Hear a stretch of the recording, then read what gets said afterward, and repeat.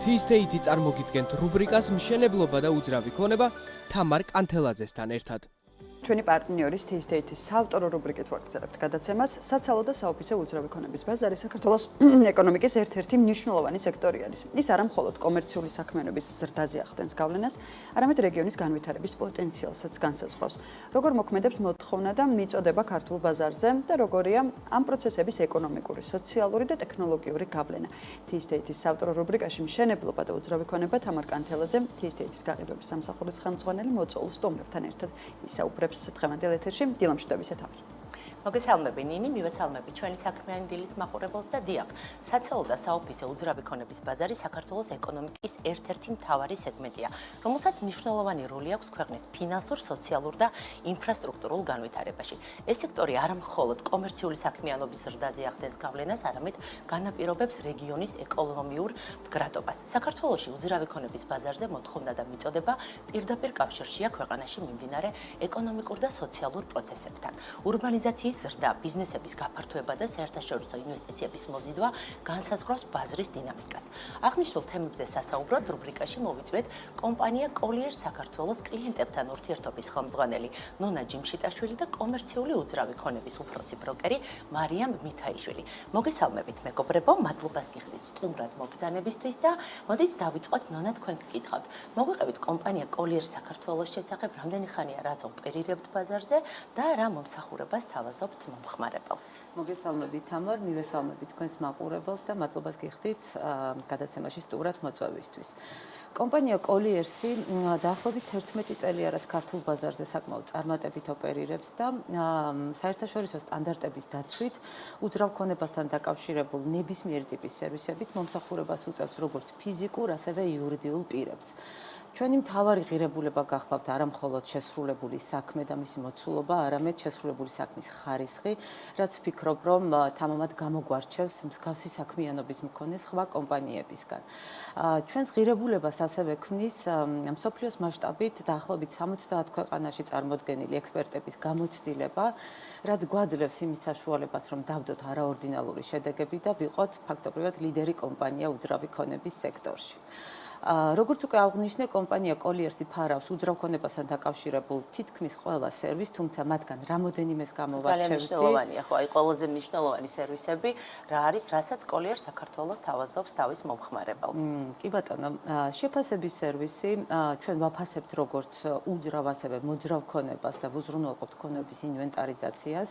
ეს სერვისი არის საკმაოდ მოთხოვნადი და აუცილებელიც ნებისმიერ მშენებლობასთან დაკავშირებული ბიზნეს წარმომადგენლებისთვის. ასევე შეუძლებელია მშენებლობის ბიზნესის დაგეგმა თუ არ ვფლობთ ცოდნას ბაზრის დინამიკასთან მიმართებაში და ამ მხრივ კოლიერს ყავს კვლევების და პუბლიკაციების გუნდი.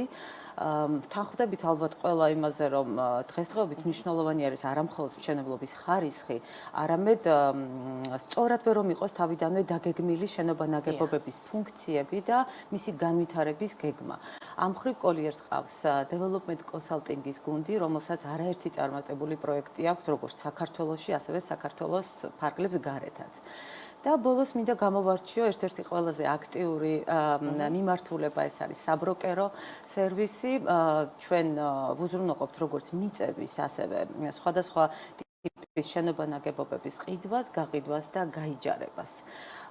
მიუხედავად იმისა, რომ სერვისები ბევრია, მინდა აღვნიშნო, რომ ნებისმიერი ერთი სერვისით სარგებლობისას ჩვენ ვიყენებთ მთლიანად გუნდის აი ამ ფართო გამოცდილებას, კვლევებს, რის საფუძველზეც ჩვენი შედეგები არის ზუსტი და სანდო.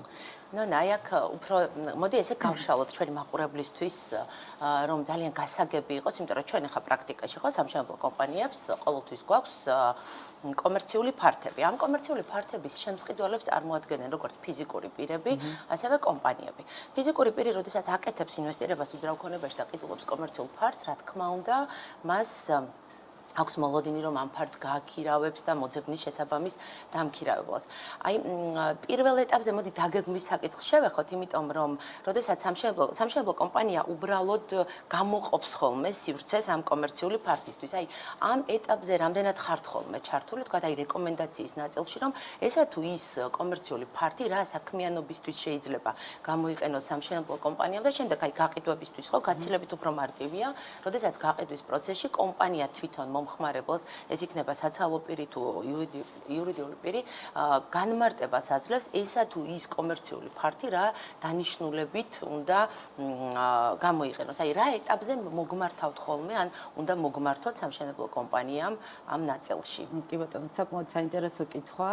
ეს ეხება უკვე აი დაგეგმვის ნაწილს რო შევეხოთ, როგორ ერთვებით ხოლმე სამშენებლო კომპანიებთან. კი ბატონო, ნებისმიერი შენობა ნაგებობას გაიჯარებამდე აუცილებლად სჭირდება წინასწარი გუნდური სამუშაო და კვლევა, რაზეც უკვე მე რამოდენიმე სერვისი ჩამოგითვალეთ და აი ამ მთლიანად აი ამ გამოცდილებას ჩვენ ვიყენებთ, რომ წინასწარ დავგეგმოთ შენობა ნაგებობების სწორი ფუნქციები, ვსწავლობთ ასევე ლოკაციას, ვსწავლობთ ბაზარს, აი ამ ფუნქციური განვითარების გეგმას ვადგენთ და მათ სიცოცხლის უნარიანობასაც ასევე.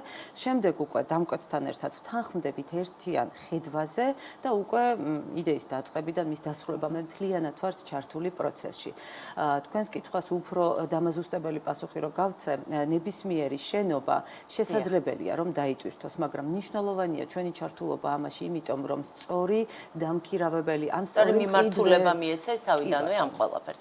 ფიზიკურ პირებთან მიმართებაში ხა ჩვენ პრაქტიკაში გვაქვს უძრავი ქონების შეძენა, ინვესტირებაა ხო ადამიანისთვის და კომერციულ ფართებზე ადამიანები ვცდილობენ რომ აი რაც შეიძლება შეძლონ, გაწვდენ კომერციული ფართების შეძენას იმ მოლოდინით, რომ სამომავლოდ ეს მათ სარგებელს მოუტათ. თუმცა რეალობა გვაქვს ისეთი, რომ ვიყიდე კომერციული ფართი, მაგრამ შემდეგ ვერ უპოულობ შესაბამის დამკვეთს. ამ შემთხვევაში აქვს თუ არა რესურსი ფიზიკურ პირს თქვენ მოგმართოთ და თქვენ შეგიძლიათ თუ არა გაუწიოთ დახმარება მან სწორი პარტნიორი შეარჩიოს და მართლა თავის ჩადებული ინვესტირება შემოსავლად და ბიზნესად აქციას.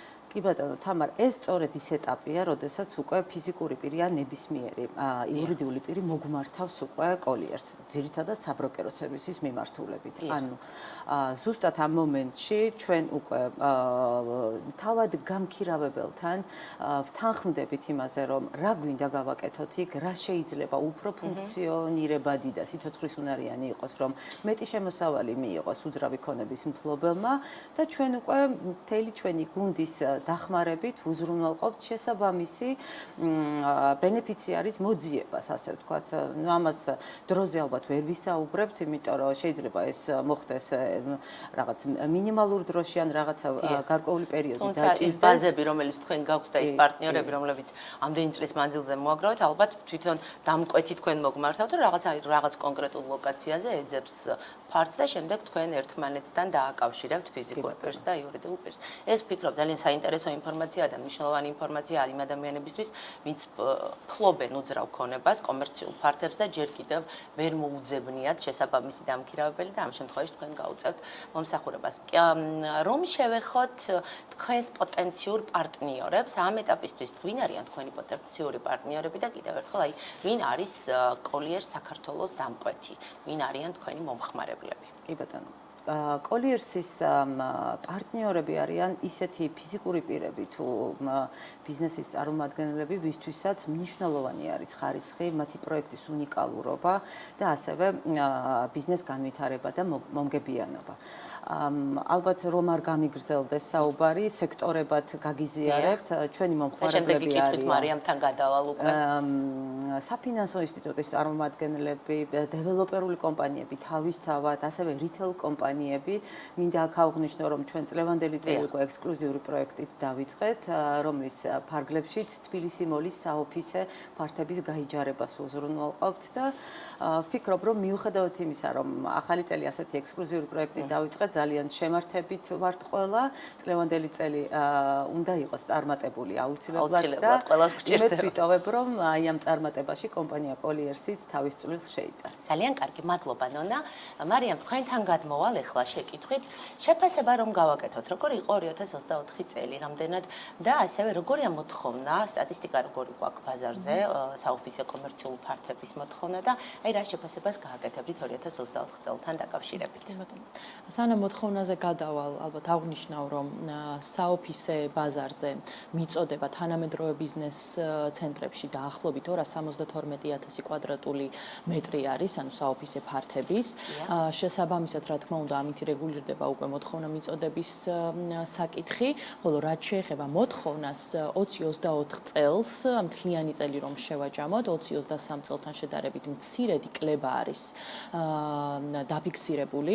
20-24 წლის პირველ ნახევარში მატება დაფიქსირდა, მაგრამ სამწუხაროდ H2 ნაწილში უკვე ფიქსირდება მცირედი კლება, რამაც საბოლოო ჯამში ეს სურათი დაგვიდო.